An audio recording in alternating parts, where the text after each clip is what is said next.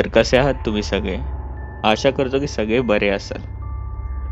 कळत नकळत कामाच्या व्यापात आपल्याकडनं एक अशी चूक होते किंवा आपण मुद्दामूनच एका अशा चुकीच्या मागे जातो जिथून पुन्हा येणं हे शक्य नसतं. पण मी असं का बोलतोय? चला पाहूया. त्याआधी चॅनलला लाईक केलं नसेल तर लाईक करून सबस्क्राईब करा. कथा कशी होती मला इंस्टाग्रामवर सांगा. आकाश आणि प्रियंका दोघंही नवरा बायको आणि तसं बघायला गेलं तर पत्रकारच. नुकताच यांच्या सरांनी यांना एक प्रोजेक्ट दिला होता. हा प्रोजेक्ट असा तसा नव्हता. जर हा प्रोजेक्ट सक्सेसफुल झाला तर यांच्या पेपरामध्ये फार मोठं यांना प्रगती भेटणार होती. तसेच यांचा पेपराचा देखील फार प्रचार होणार होता. आणि सरांनी आश्वासन दिले की जर हे प्रोजेक्ट सक्सेसफुल झाले तर तुमचं प्रमोशन नक्की. बस. पण प्रोजेक्ट सरांनी सांगितलं आणि जणू या दोघांना थोडं आश्चर्य वाटू लागलं. कारण की यांना प्रोजेक्ट सांगितलं होतं एक असं ठिकाण शोधा जिथे भूतांचं वास्तव्य असतं. पण नंतर प्रियंका बोलली, अरे आकाश, ठीक आहे, घेऊया प्रोजेक्ट. आणि तसे भूते कुठे असतात रे? आपल्याला फक्त असल्याच बातम्या द्यायचेत, तू टेन्शन घेऊ नको. दोघांनी होकार दिला आणि त्या रात्रीपासूनच इंटरनेटवर शोधू लागले की असे काही ठिकाण जिथे भूतांचं वास्तव्य असतं. सुरुवातीला काहीच भेटले नाही. पण कळत न कळत छोटंसं का होईना पण त्यांना एका गावाबद्दल माहिती भेटली. जे गाव लवकर रात्रीचं शांत होतं, जिथे कोणाचंही जास्त येणं जाणं नसतं आणि तिकडे एका हाडळीचा वास असतो. हे ऐकताच दोघंही खुश झाले. दोघांनी ठरवलं की त्या गावी जाऊन रिपोर्टिंग करायची आणि ठरल्याप्रमाणे आपल्या बॉसला सांगून ते मुंबईच्या अगदी लांब गेले आणि त्या गावात जाऊन तिकडच्या आजूबाजूची माहिती काढणार होते. पण स्टेशनवर उतरताच त्याच्या गावचं नाव सांगताच कोणी तिथे यायला तयार होत नव्हते. अगदी डबल पैसे दिले तरी. आणि शेवटी एक रिक्षावाला तयार झाला. पण त्यांनी सांगितले की मी फक्त तुम्हाला अर्ध्या रस्त्यात सोडेन, त्यापुढे तुम्ही जायचं. तयार झाले आणि दोघंही निघू लागले. संध्याकाळची ती वेळ होती. दोघांनाही फार आश्चर्य वाटत होते की असं काय या गावामध्ये. पण रिक्षावाल्याने शेवटी सांगितलेच, पहिल्यांदा आलेलं दिसतंय, जाऊ नका, शक्यता ऐका माझा अजूनही. पण आकाश रागात बोलला, पैसे दिलेत ना, मग चला गप. तो रिक्षावालाही गप झाला आणि आपली रिक्षा चालवू लागला. ठरल्याप्रमाणे त्याने त्याला अर्ध्या रस्त्यात सोडले आणि हे दोघं पुढून तिकडे चालत जाऊ लागले. त्यात प्रियंका आकाशला बोलली, आता बघतोय की इथे फार काही वेगळं नसेलच. तेच नेहमीची स्टोरी, गाव वशाड आणि कोण इथे येतच नसेल म्हणूनच हॉरर करून यांना डिक्लेअर केलं असेल. दोघांमध्ये एक स्मित ते हास्य झाले आणि शेवटी ते त्या गावाच्या आजूबाजूला पोहोचले. पण संध्याकाळच्या 6च्या दरम्यान देखील सगळे आपले घरं हे जणू बंद करायला लागले होते. आपापल्या लहान मुलांना घराच्या आतमध्ये जबरदस्तीने नेत होते. कोणी लाकडं तोडण्यात व्यस्त होते तर कोणी आपलं अंगण फटाफट साफ करून घराच्या आतमध्ये जाण्यामध्ये. तसेच आजूबाजूला त्यांनी फार पाहिले. पण तिकडेच असलेल्या एका आजोबांना विचारले, काय बाबा, इथे राहण्याची कुठे सोय भेटेल का? त्या आजोबांनी सांगितले की माझ्या शेजारच्या घरात तुम्ही राहा, पण डबल पैसे मोजावे लागतील. ठरलं. ते तिथे राहू लागले. त्यांनी आपले सामान ठेवले आणि तसेच गावात फिरू लागले. पण फिरताना त्यांना दिसत होते की तिकडचे छोटे मुलं जणू यांना असे पाहत होते की पहिल्यांदाच कुठल्या गावाबाहेरच्या व्यक्तींना पाहिलंय.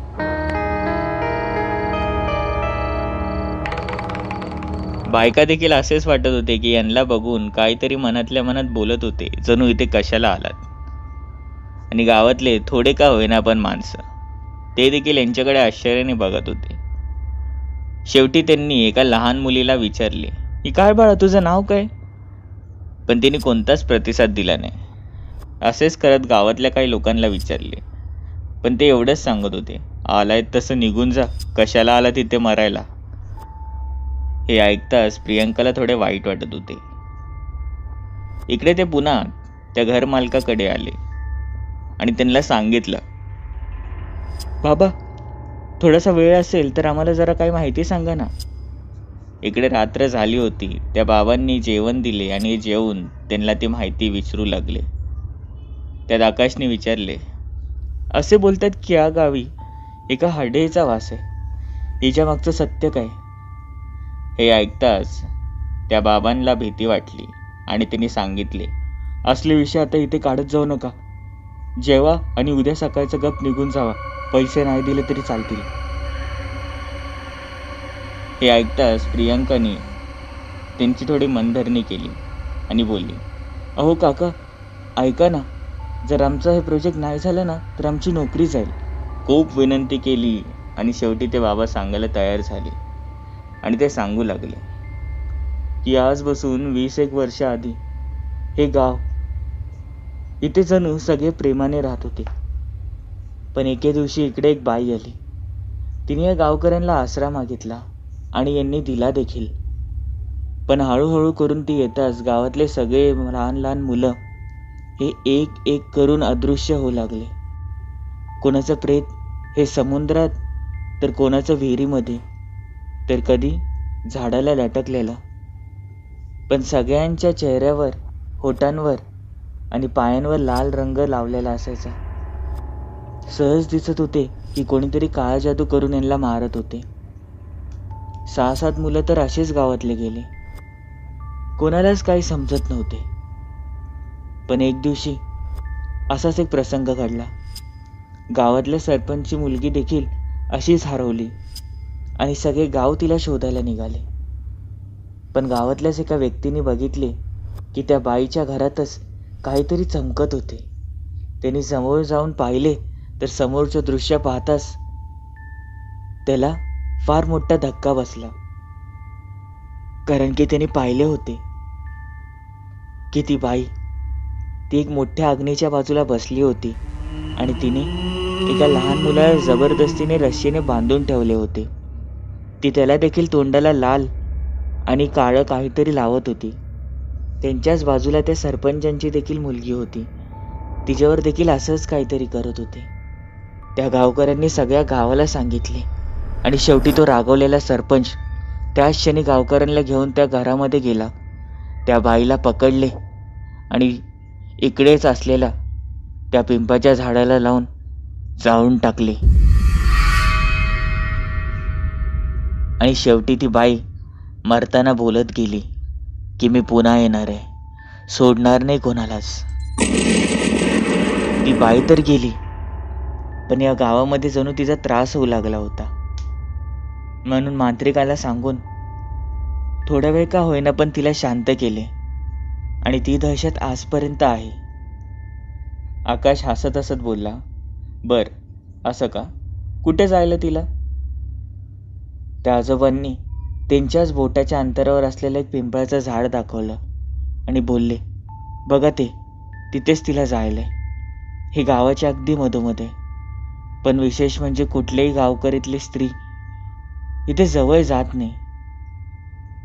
हे ऐकताच ऐश्वर्या देखील हसू लागली आणि बाबांचा यांनी धन्यवाद मानले. दोघंही झोपू गेले. पण इकडे आकाश हा ऐश्वर्याला रात्रीचं बोलला, तुला माहिती ना काय करायचं? ऐश्वर्या देखील उठली आणि त्या पिंपळाच्या झाडाजवळ जाऊ लागली. इकडे आकाश आणि ऐश्वर्याने त्या झाडाचे काही फोटोज काढले आणि ऐश्वर्या त्या झाडाच्या बाजूला उभी होती. असेच ते साधारण रात्रीच्या 2च्या दरम्यान आले आणि शेवटी बोलली, yes, we have cover the news. आता आपलं काम झाले. झोपू आणि उद्या सकाळीच लवकर जाऊ आणि ही न्यूज आपण आपल्या सरांना देऊ. दोघांनाही खूप आनंद होता. दोघंही झोपी गेले. पण कळत न कळत अचानक 3च्या दरम्यान आकाशला जाग आली आणि त्याने पाहिले की त्याची पत्नी ऐश्वर्या हिने आपले सगळे केस ही कैचीने कापत होती. थोड्याच वेळात तिचे ते टक्कल देखील होणार होते आणि ती आरशात बघून वेगळंच काहीतरी बडबडत होती. तिला तिच्यावर भान नव्हता आणि ती एक वेगळंच हास्य देत होती. त्या अवस्थेत आकाश उठला आणि जोरात ओरडला, ऐश्वर्या, हे काय करतेस? पण ऐश्वर्याला भान नव्हते. तिने आकाशला तसाच धक्का मारला आणि ती अक्षरशः धावत एका दुसऱ्या माणसाच्या खोलीमध्ये गेली तिकडून एका मुलाला उचलून आणला आणि क्रूर आवाजात बोलू लागली. मी याला सोडणार नाही, मारून टाकणार आणि याचा जीव घेणार. एक क्रूर हास्य देत ती त्या मुलाला घेऊन एका झाडावर चढली. पण झाडावर चढताच तिच्याजवळ असलेली एक छोटीशी कळशी ही त्या मुलाच्या त्या छातीमध्ये लावणारच आणि रक्त काढणारच. पण त्याच क्षणी गावकऱ्यांनी तिला दगडाने प्रहार करू लागले. ऐश्वर्या आता पांढरी पडत चालली होती. तिने तसंच त्या मुलाच्या गळ्यावर प्रहार केला. सुदैवाने त्याला जास्त काही लागलं नाही. त्याला खाली फेकून दिली आणि ऐश्वर्या ही झाडावर लटकत बोलत होती की मी पुन्हा येणार, मी सगळ्यांना आता मारायला चालू करणार. गावकऱ्यांनी कळत न कळत दगडांनी तिला खाली पाडले आणि सगळ्यांनी मिळून ऐश्वर्याला पकडले. पण ऐश्वर्याची ताकद फार वाढली होती. ती 1-2 गावकऱ्यांना देखील आता सहन होत नव्हती. ती हवेत तरंगण्याचा प्रयत्न करत होती. काही क्षणात तर ती हवेत देखील तरंगली. ती आता पांढरी पडली होती आणि तिचे ते पाय हे आता जणू वाकले होते. तिला भान राहिला नव्हता. ती फक्त क्रूरपणे हसत होती आणि आजूबाजूला लहान मुलांकडे आता पाहत होती, जणू आता पुढचा शिकार कोणाचा करायचा. पण तिकडेच असलेल्या त्या भावांनी आपल्याजवळ असलेला एक धागा काढला आणि ऐश्वर्याच्या पायाला बांधला. तो लागताच ऐश्वर्या जोरजोराने किंचाळू लागली आणि तो बाबा बोलला, तुम्हाला माहिती ना काय करायचंय, चला. सगळ्यांनी ऐश्वर्याला उठवले आणि त्या पिंपळाच्या झाडाजवळ नेले. आकाशला इकडे उठता येत नव्हते. तो सगळे दृश्य त्याच्या डोळ्या देखत पाहत होता आणि तो पाहू लागला की ऐश्वर्याला त्या झाडाजवळ बांधले होते. गावकरी पुस्तकामध्ये असलेले काही मंत्र वाचू लागले होते आणि कळत न कळत त्या बाबांनी आपल्याजवळ असलेली एक मशाल आणली आणि ती ऐश्वर्याच्या अंगाला लावू लागले आणि हळूहळू करून ऐश्वर्या पेटत गेली आणि जळत असताना ती चित्रविचित्र आवाज काढत होती.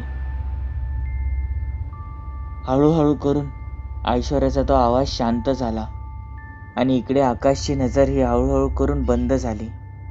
त्याला जेव्हा जाग आली तेव्हा तो एका खाटेवर पडला होता. उठताच क्षणी तो त्या झाडाजवळ गेला आणि सगळ्या गावकऱ्यांकडे पाहू लागला आणि त्याने कळत न कळत त्या पिंपळाच्या झाडाकडे पाहिले तर खाली फक्त राख होती. त्या बाबांनी सांगितले की ही राख तुझ्याच बायकोची आहे. आकाश रागवू लागला आणि बोलू लागला की का त्रास दिला तुम्ही माझ्या पत्नीला, तिचा जीव का घेतला. आणि त्या बाबांनी सांगितले की जर आम्ही असे केले नसते तर ऐश्वर्याच्या डोक्यावर चिमुकल्यांच्या हत्याचा हा कलम लागला असता आणि पुढे जाऊन त्या हाडळीने ऐश्वर्याला देखील मारून टाकले असते. म्हणूनच आम्ही हे केले. ऐश्वर्या जगून देखील मेल्यासारखीच राहिली असते. हे ऐकताच अनुराग रडू लागला. यापुढे अनुरागने नोकरी देखील सोडली आणि आता आयुष्यभर त्याला केलेल्या त्याच्या चुकीच्या शिक्षेवर तो स्वतःलाच दोषी ठरवत आहे. म्हणून कधीतरी काही करताना विचार करून करा की आपल्यामुळे दुसऱ्यांना तर त्रास होणार नाही ना. कथा कशी होती? आवडली असेल तर चॅनलला लाईक, सबस्क्राईब करायला विसरू नका. बेल नोटिफिकेशन दाबा. भेटूया पुढील भागांमध्ये.